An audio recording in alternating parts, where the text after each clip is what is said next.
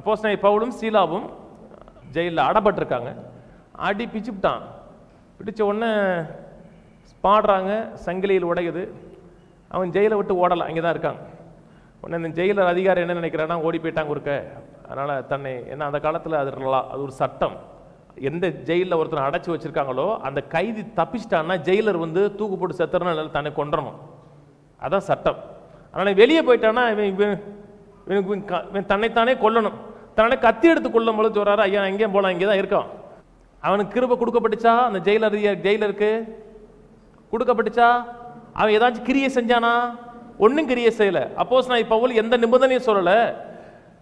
கர்த்தராகிய இயேசு கிறிஸ்துவை விசுவாசி, அப்பொழுது நீ உன் வீட்டாரும் அவர் கொடுத்துட்டாரு. நீயும் உன் வீட்டார் ரட்சிக்கப்படுவதற்கு தேவையான கிருபையை கொடுத்துட்டாரு. அவர் கொடுத்துட்டார் என்பதை விசுவாசினா நீயும் உன் வீட்டார் ரட்சிக்கப்படுவீங்க.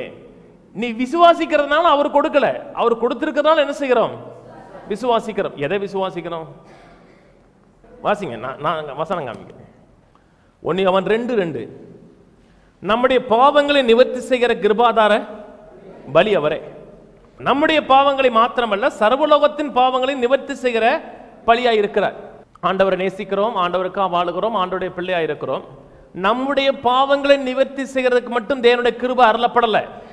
முழு உலகத்தின் பாவத்தையும் நிவர்த்தி செய்யக்கூடிய கிருபாதார பலியாக அவர் மரித்திருக்கிறார்.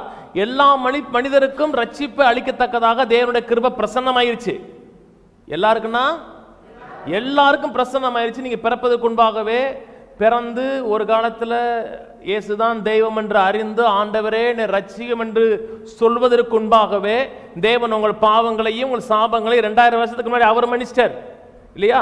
நீங்க ஆண்டவரே மன்னிங்கன்னு சொல்றதுனால அவர் சிலுவைக்கு போன அவசியம் கிடையாது, ரத்தம் சிந்த அவசியம் கிடையாது. தேவனை பொறுத்த வரைக்கும் பாவம் ஒரு மேட்ரு கிடையாது. தேவனை பொறுத்த வரைக்கும் பாவங்கிறது டீல் பண்ணப்பட்ட மேட்ரு. நான் சொன்னது விளங்குச்சிங்களாங்க? நீங்க பாவ அறிக்கை பண்றதுனால அவர் வந்து இறங்கி போய் சிலுவையில வந்து மரிக்க போறது கிடையாது. ஆண்டவரே பாவம் செஞ்சுட்டேன் என்னை மன்னிங்கன்னா அவர் வந்து சிலுவையில் இறங்கி ரத்தம் சிந்தி மன்னிக்க போறது கிடையாது. நீங்க பிறப்பதற்கு முன்பாகவே பாவம் செய்வதற்கு முன்பாகவே பாவத்திற்கான கிரயத்தை கொடுத்து கிருபையினால உன்னை மன்னிச்சிட்டாரா? இப்ப செய்ய வேண்டியது என்ன? சுவிசேஷம் உங்களுக்கு தெரியணும். சுவிசேஷம் தெரிந்து ஆண்டவரே என் பாவங்களை மன்னிச்சிருக்கீங்க, அதுக்காக நன்றி ஆண்டவரேன்னா அந்த பிடியிலேருந்து வெளியே வந்துருவீங்க. சும்மா அதாவது ரொம்ப பேர் என்ன பாவ அறிக்கை பண்ணணுங்கிறாங்க. அதாவது அறிக்கை பண்ணால் மன்னிக்க முடியாதுங்க. அன்னைக்கு யூத மக்கள்லாம் இருக்காங்க இல்லையா, வருஷத்துக்கு ஒரு பாவம் செய்கிறாங்க. எல்லாரும் போய் தேவாலயத்தில் போய் அறிக்கை செஞ்சுட்டு வந்துட்டான், மன்னிக்கப்படுவானா?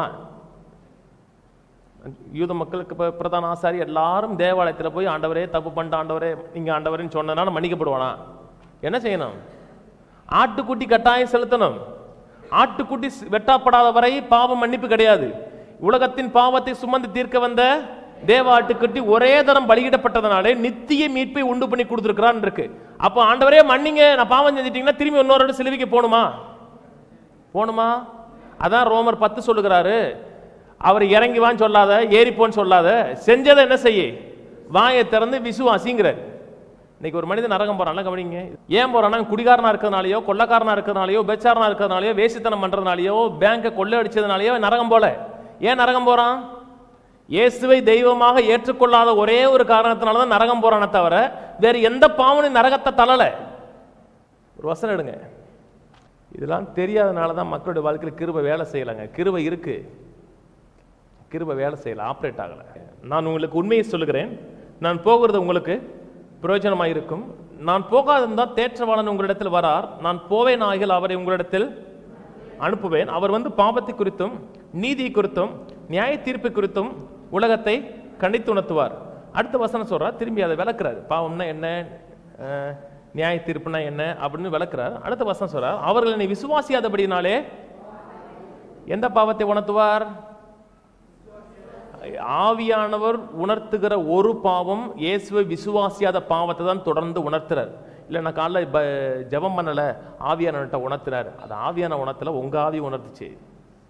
உங்க ஆவி உணர்த்துறது வேற, தேவ ஆவி உணர்த்துறது வேற. சர்ச்சுக்கு 8 மணிக்கு போன்னு ஆவியான சொன்னார், ஆவியான சொல்லலைங்க, உங்க ஆவி சொல்லிச்சுங்க. ஆவியானவர் எப்பவுமே உங்களோட குறைகளை காமிக்கிறது கிடையாது. ஆவியானவர் எப்பவுமே கிறிஸ்துவை காமிக்கிறது தான் ஆவியானோட வேலை.